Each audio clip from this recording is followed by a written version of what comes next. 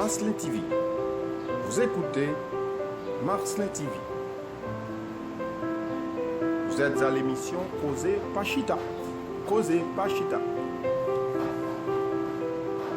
Vous êtes à l'émission Causez Pachita. Vous êtes sur la chaîne Marcelin TV. Vous êtes sur la chaîne Marcelin TV. Causez Pachita. Chers auditeurs de Marcelin TV, bonsoir. Pour faire suite à la facette 5 du titre Les pères de la mafia et des fraudes électorales en Amérique, aujourd'hui nous allons aborder la facette 6 qui embrasse exactement les mafieux de l'Église, les puissances impérialistes et la politique latino-américaine et caribéenne. Il faut le dire, depuis le 15e siècle, avec l'arrivée des Européens en Amérique, qui d'ailleurs se montraient être des évangélisateurs, en vue d'accaparer des biens meubles et immeubles des citoyens honnêtes et paisibles qui habitaient l'Amérique, surtout ceux de la Caraïbe et de l'Amérique latine, qui regorgeaient de richesses très précieuses. Avec une croix en main, qui selon eux était celle de Jésus-Christ, représentée par l'image d'un blanc. Selon les propos de ces soi-disant prêtres ou pasteurs, les habitants devraient obéir à ce maître, c'est-à-dire la statue qui est habillée sur la croix. Comme eux, ils portaient cette croix comme étant une sorte de symbole de soumission, ils se déclaraient être civilisés. Et ils ont découvert cette terre, selon eux, ils ont découvert cette terre. Et pourtant, à bien comprendre la chose, cette terre était déjà habitée par les autochtones. Ces humains qui habitaient l'Amérique, ou mieux dire la Caraïbe et l'Amérique latine, avaient leur propre culture. Ils avaient déjà leur propre civilisation.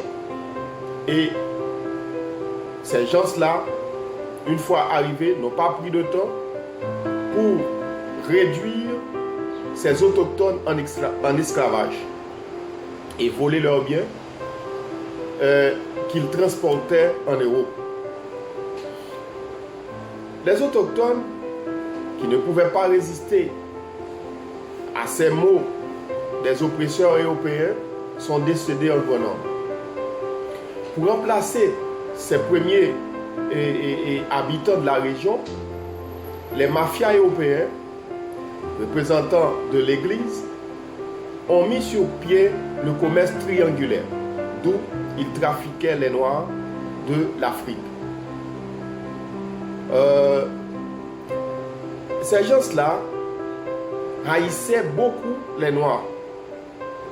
Et cette haïssance se base exactement sur la couleur noire. Ils les réduisaient en esclavage, leur vendaient comme des bêtes de somme, leur torturaient et ils abusaient de leur force en leur faisant travailler jusqu'à la rétribution de leur force. Ils ont instauré le code noir qui légalise le racisme anti-noir. Les maîtres et les marchands de noir s'enrichissaient considérablement de cette cruauté esclavagiste. Jusqu'au moment où nous parlons, c'est un fils et arrière-petit-fils de ces cruels demeurent à l'état sauvage. Ils ne veulent pas respecter les lois internationales sur le respect de la personne humaine et les législations antiracistes. Le pape, comme étant le représentant de l'Église catholique, se porte toujours complice des mainmises de ces nouveaux colonisateurs déguisés. Et Machiavel, dans Le Prince, a beaucoup parlé de ces choses. À partir du XVIe siècle, il faut le souligner, la politique a déjà commencé à prendre une nouvelle tournure. En 1913, le philosophe de qui nous venons parler, en parlant de Machiavel, a écrit Le Prince. Un ouvrage qui s'oppose catégoriquement à la morale chrétienne. Le philosophe Florentin, lui, il qualifie les vertus qu'on accordait habituellement au prince de qualité variable en fonction du moment. Selon le philosophe, au lieu de parler de prince vertueux, il a choisi le terme prince habile. Son rôle principal est de conquérir et de protéger l'État. Mantenere lo Stato. Cet ouvrage de Machiavel vise l'autonomie de la politique, qui doit être une connaissance indépendante de toute influence idéologique. Cependant, il faut toutefois noter qu'il considère que la religion est importante, car elle relève de l'imagination de l'homme et peut être la base fondamentale de la vie politique même. Selon lui, la vie d'un peuple découle de ses idées et de ses créations. La vraie vérité. C'est bien, s'il faut dire, la vérité exacte, la vérité précise. C'est ce qui porte, alors c'est ce qui importe pour lui. La religion a contribué à la réussite de la République romaine en ouvrant la porte à la liberté, à la fierté et au courage. Voyons surtout Tite-Live dans les discours sur la première décade. Le philosophe n'écarte pas que l'Église joue un rôle primordial dans les rassemblements. Mais selon Machiavel, la religion contribua à la division de l'Italie. Le peuple doit voir le prince comme une personne qui fait figure de probité. Il doit être humble, surtout en trompant la religion. Selon Oscar Forte, dans son œuvre Le rôle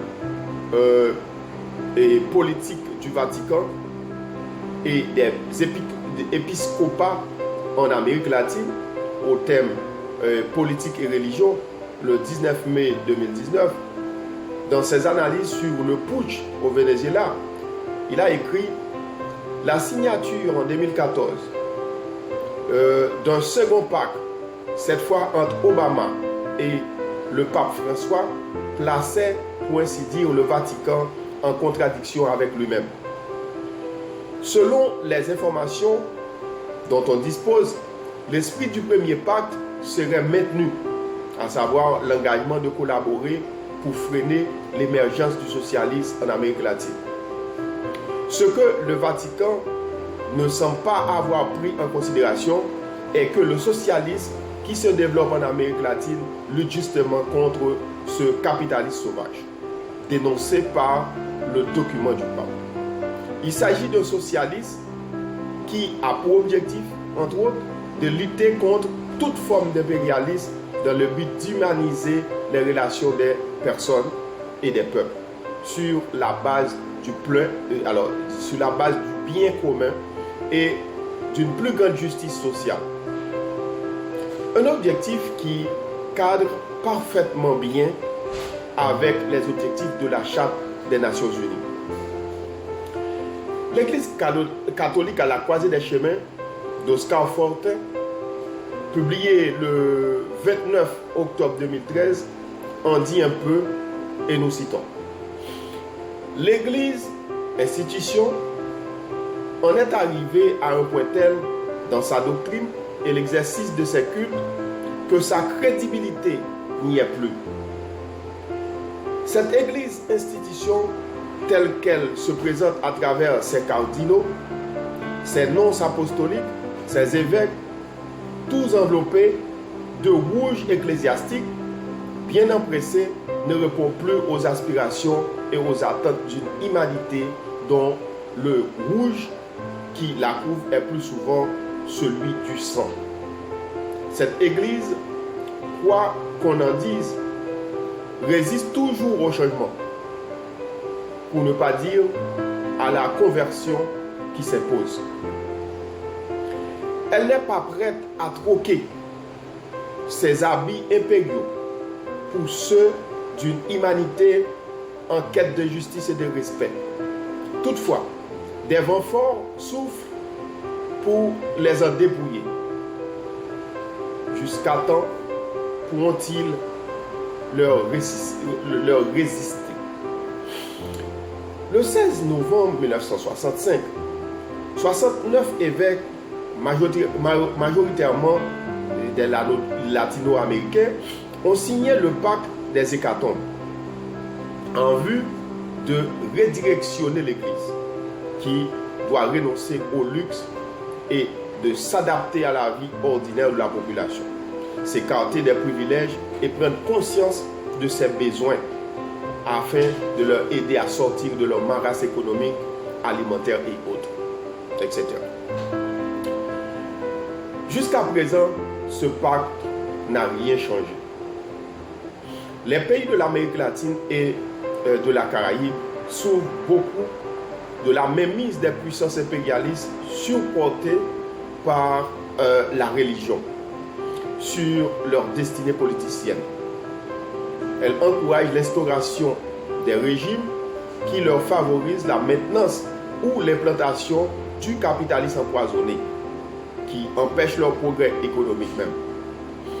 Et elles combattent l'idéologie socialiste sous toutes ses formes, car ces pays appauvris en ont grand besoin pour se développer économiquement. La religion a profondément son rôle dans l'appauvrissement de ces pays de la Caraïbe et de l'Amérique latine, que les puissances impérialistes traitent de petits, de pauvres et de parasites. Enfin, en lieu et place de petits pays, ces pays sont des pays minimisés. Au lieu de dire que ces pays sont des pauvres, vaut mieux de dire qu'ils sont appauvris. Et au lieu d'être parasites, ils sont pillés par des parasites impérialistes. Merci pour votre fidélité à l'émission. La prochaine facette se basera sur l'origine des gangs de rue en Haïti. Et cette partie sera en créole haïtien. N'oubliez pas de nous abonner afin de nous suivre continuellement. Merci une fois de plus de nous avoir suivis.